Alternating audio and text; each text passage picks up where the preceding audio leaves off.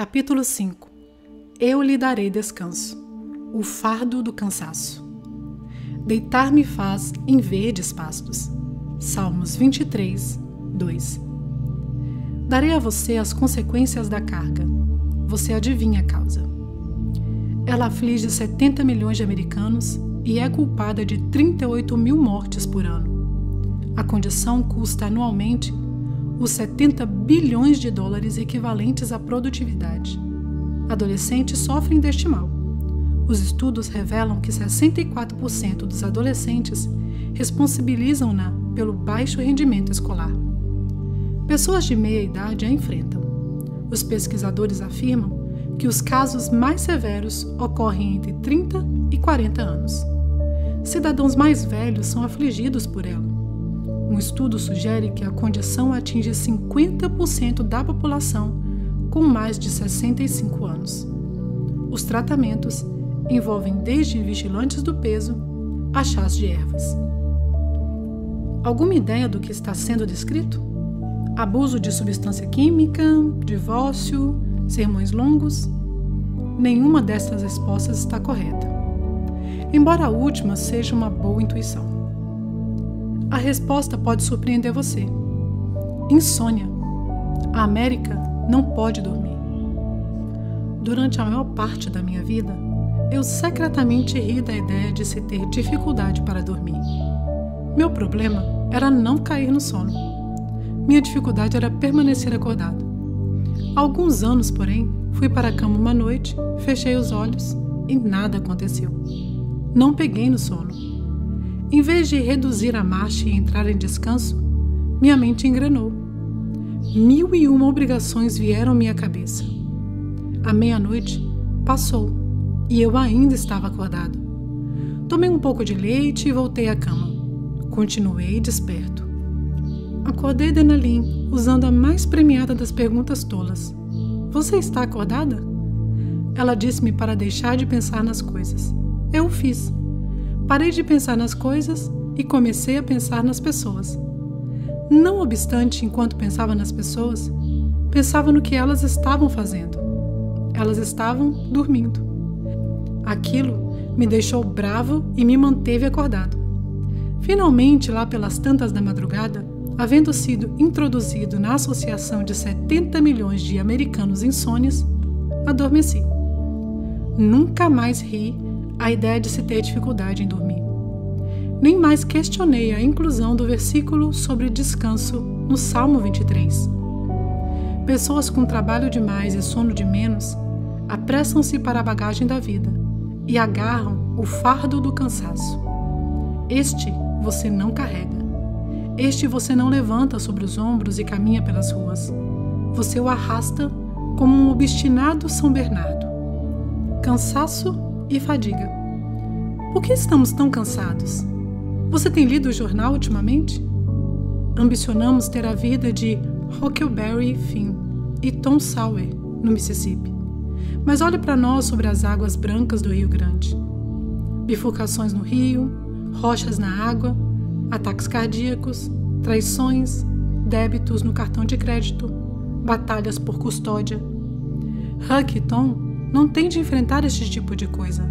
Nós temos, e elas mantêm-nos acordados. E já que não podemos dormir, temos um segundo problema. Nossos corpos estão cansados. Pense a respeito. Se 70 milhões de americanos não estão dormindo o suficiente, o que isso significa? Se um terço de nosso país está dormitando no trabalho, cochilando durante a aula ou dormindo ao volante, 1.500 mortes na estrada por ano são causadas por motoristas sonolentos. Alguns modorram até enquanto leem os livros de Lucado. Difícil penetrar, eu sei. 30 toneladas de aspirinas, tranquilizantes e pílulas para dormir são consumidas a cada dia. O medidor de energia no painel de nossa testa anuncia: vazio. Convidássemos um alienígena para resolver nossos problemas e ele sugeriria uma solução simples: vá todo mundo dormir. Nós riríamos dele. Ele não entende o modo como trabalhamos. Trabalhamos duro. Há dinheiro a ser ganho. degraus a serem conquistados, escadas a serem galgadas. Em nossa cartilha, ocupação está ligada à religiosidade. Idolatramos Thomas Edison, que alegava poder viver com 15 minutos de sono. De qualquer modo, esquecemos de mencionar Albert Einstein, que tirava em média 11 horas de sono por dia. Em 1910, os americanos dormiam 9 horas por dia. Hoje, dormimos 7 e sentimos-nos orgulhosos disso. E estamos cansados por causa disso. Nossas mentes estão cansadas, nossos corpos estão cansados. Porém, muito mais importante, nossas almas estão cansadas. Somos criaturas eternas e fazemos perguntas eternas. De onde vim? Para onde vou? Qual o significado da vida? O que é certo? O que é errado? A vida após a morte? Estas são as indagações primordiais da alma. E deixadas sem resposta, tais questões roubar-nos-ão o descanso. Apenas uma outra criatura tem tantos problemas quanto nós sobre o descanso. Não os cachorros, eles cochilam. Não os ursos, eles hibernam. Os gatos inventaram a soneca. E o bicho preguiça descansa 20 horas por dia. Então é isto o que eu era em meu 2º ano de faculdade. A maioria dos animais sabe como descansar. Existe apenas uma exceção. Essas criaturas são lanosas, simplórias e vagarosas. Não são maridos em dias de sábado. Ovelhas. Ovelhas não podem dormir. Para uma ovelha dormir, tudo precisa estar muito bem. Nada de predadores, nenhuma tensão no rebanho, nenhum inseto no ar, nenhuma fome no estômago. Tudo tem de estar perfeito. Infelizmente, ovelhas não conseguem achar pastos seguros. Nem podem passar inseticida, lidar com os atritos ou encontrar comida. Elas precisam de ajuda. Precisam de um pastor que as guie e as ajude a deitar-se em pastos verdes. Sem um pastor, elas não podem descansar. Sem um pastor, nem nós podemos. No 2º verso do Salmo 23, Davi, o poeta, torna-se Davi, o artista. Sua pena torna-se um pincel, seu pergaminho, uma tela, e as suas palavras pintam um quadro. Um rebanho de ovelha deitado sobre as patas, rodeando um pastor. Os ventres aninhados na grama alta. Uma lagoa quieta de um lado, o pastor vigilante do outro. Deitar-me faz em verdes pastos. Guia-me mansamente a águas tranquilas. Salmo 23, 2. Atente para os 2 pronomes ocultos antes do verbo. Ele, deitar-me faz. Ele, guia-me. Quem é o ativo? Quem está no comando? O pastor. O pastor escolhe a trilha e prepara a pastagem. O trabalho da ovelha, nosso trabalho, é olhar para o pastor. Com os olhos em nosso pastor, seremos capazes de tirar uma soneca. Tu conservarás em paz aquele cuja mente está firme em ti. Isaías 26, 3. Posso mostrar-lhe algo? Corra ao final deste livro e olhe para uma página vazia. Enquanto olha para ela, o que você vê? Você vê um pedaço de papel branco. Agora faça um ponto no centro da folha. Olhe novamente. O que você vê agora? Você vê o ponto, não é? E não é este o nosso problema? Nós deixamos as marcas escuras eclipsar o espaço branco. Nós vemos as ondas da água em vez de ver o Salvador andando sobre elas. Focalizamos nossa irrisória provisão em vez de olhar para aquele que pode alimentar 5.000 pessoas famintas. Concentramos-nos na escura sexta-feira da crucificação e perdemos o brilhante domingo da ressurreição. Mude sua focagem e relaxe. E enquanto relaxa, mude sua agenda e descanse. Outro dia, minha esposa encontrou uma amiga num restaurante para um café. Ambas entraram no estacionamento ao mesmo tempo. Quando Denalin desceu do carro, viu sua amiga acenando. Denalin achou que ela estivesse falando alguma coisa, mas não podia ouvir uma palavra. Uma britadeira estava triturando o pavimento a apenas alguns passos dali. Ela caminhou até sua amiga, que pelo jeito estava somente dizendo oi, e ambas entraram no restaurante. Na hora de sair, minha esposa não conseguia encontrar as chaves. Ela procurou na bolsa, no chão e no carro da amiga. Finalmente, ao entrar no próprio carro, lá estavam elas. Não apenas as chaves estavam na ignição, mas o carro estava ligado. Ele estivera ligado o tempo todo em que elas permaneceram no café. Denalin culpou o barulho pelo descuido. Estava tudo tão barulhento que me esqueci de desligá-lo. O mundo faz assim.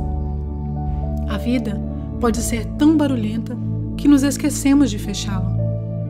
Talvez seja por isso que Deus tratou de forma tão enfática o descanso nos 10 mandamentos. Já que você foi tão bem no exercício do ponto, deixe-me passar-lhe outro. Das 10 declarações entalhadas nas tábuas, qual ocupa mais espaço? Assassinato, adultério, roubo? Você achará que sim. Certamente cada uma é merecedora de ampla cobertura. Porém, curiosamente, estes comandos são tributos à brevidade.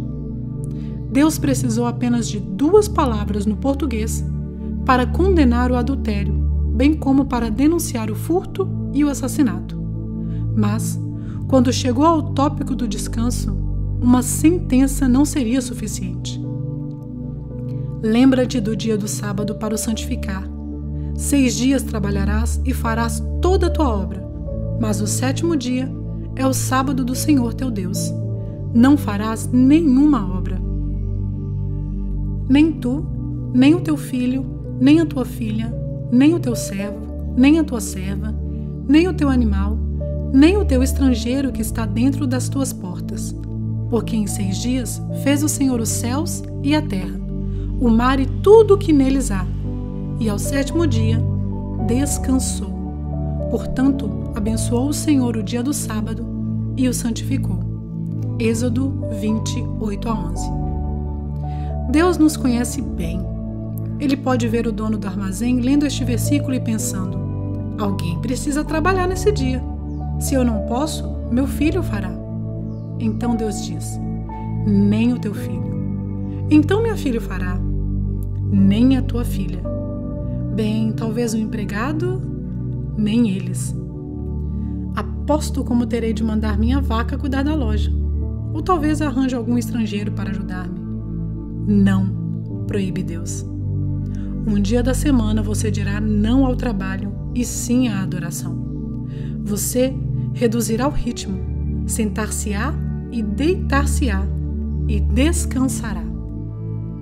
Ainda objetivamos, mas quem ficará na loja? E quanto às minhas notas? Tenho a minha cota de vendas. Apresentamos uma razão após a outra. Porém, Deus silencia todas elas com uma pujante lembrança. Em 6 dias, fez o Senhor os céus e a terra, o mar e tudo o que neles há. E ao 7º dia, descansou. A mensagem de Deus é clara. Se a criação não se espatifou quando eu descansei, não se espatifará quando você o fizer. Repita comigo estas palavras. Não é minha ocupação cuidar do mundo. Cerca de 2 séculos atrás, Charles Spurgeon deu este conselho aos seus aprendizes de pregador. Até os burros de carga devem se virar para a grama ocasionalmente. O próprio mar faz uma pausa no fluxo e refluxo. A terra guarda o sábado dos meses de inverno e o homem, mesmo quando é levado a embaixador de Deus, deve descansar ou desfalecer. Deve atiçar o lume de sua lâmpada ou deixá-la apagar. Deve recuperar seu vigor ou envelhecer prematuramente. Na longa caminhada, devemos nos empenhar para, de vez em quando, fazer menos. O arco não pode estar sempre tenso sem temer quebrar. Para um campo produzir frutos, ele deve ocasionalmente descansar sem cultivo. E para que você seja saudável, deve descansar. Diminua o ritmo e Deus curará você. Ele trará descanso à sua mente, ao seu corpo e, acima de tudo, a sua alma. Ele conduzirá você por verdes pastos. Pastagens verdes não eram um relevo natural de Judeia. Os montes à volta de Belém, onde Davi guardava seu rebanho, não eram verdes e viçosos. Ainda hoje eles são pálidos e tostados. Qualquer pasto verde na Judeia é trabalho de algum pastor. Ele limpou o terreno tosco e rochoso. Os tocos foram arrastados e os galhos queimados. Irrigação, cultivo, assim é o trabalho de um pastor. Portanto, quando Davi diz: deitar-me faz em verdes pastos, está dizendo: meu pastor me faz deitar em seu trabalho terminado. Com suas próprias mãos furadas, Jesus criou um pasto para a alma. Ele arrancou a espinhosa vegetação rasteira da condenação. Desprendeu o imenso seixo de pecado. Em seu lugar, ele plantou sementes de graça e cavou tanques de misericórdia. E ele nos convida a descansar lá. Pode você imaginar a satisfação no coração do pastor quando, com o trabalho terminado, vê suas ovelhas descansar no gramado tenro? Pode você imaginar a satisfação no coração de Deus quando fazemos o mesmo? Suas pastagens são presentes dele para nós. Não é um pasto que você tenha feito. Não é um pasto que você mereça. É uma dádiva de Deus. Porque pela graça sois salvos por meio da fé. E isto não vem de vós. É dom de Deus. Efésios 2:8. Em um mundo pedregoso, com uma humanidade falha, há uma terra viçosa com mercê divina. Seu pastor o convida para lá. Ele quer que você se deite. Aninhe-se profundamente, até ficar escondido, enterrado nos altos brotos do seu amor. E lá você achará descanso.